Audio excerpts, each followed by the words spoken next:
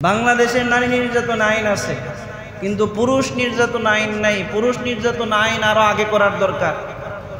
কারণ প্রায় পরিবারেই স্বামীরা স্ত্রীদের কাছে নির্যাতিত হয়, নিপীড়িত হয়, যেটা কইতেও পারে না, সইতেও পারে না।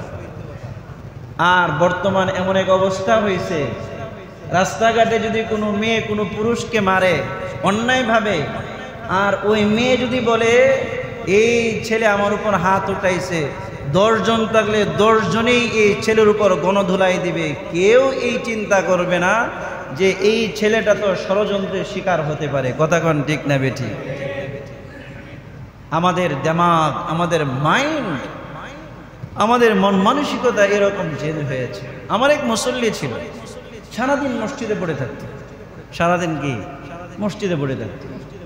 তো আমি একদিন জিজ্ঞাসা, কি ব্যাপার, আপনি খালি মসজিদেই থাকেন?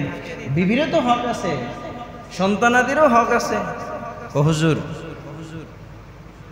ঘরে আগুন, আগুন ঘরে কি আগুন? হুজুর কি বলবো, মনের কথা, কষ্টের কথা।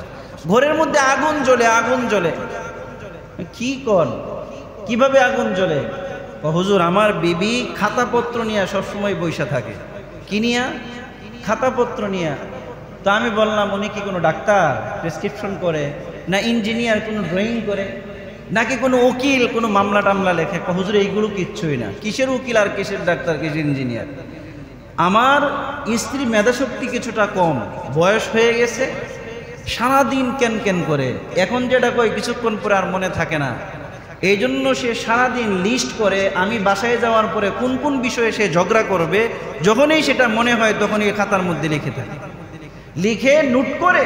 আমি যখন বাসায় যাই, সিরিয়াল ধরে আমার সাথে ঝগড়া করতে থাকে। বলে নাউজুবিল্লাহি, আছে না নাই?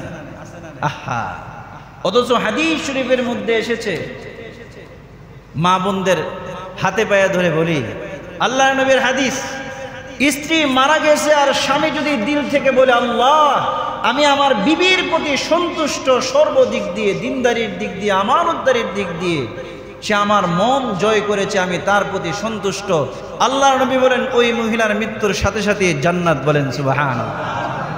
আর স্বামী যদি বলে, আল্লাহ আমার বিবি নামাজি ছিল, তাহাজ্জুদ গুজার ছিল, পর্দানিশীন ছিল, সব কিছু ছিল, কিন্তু আমার হক আমার এই স্ত্রী আদায় করে নাই, আমি এই বিবির প্রতি অসন্তুষ্ট। আল্লাহর নবী বলেন, ওই মহিলা নেককার হয়েও জাহান্নামের আগুনে জ্বলবে। বলেন নাউজুবিল্লাহি মিন যালিক।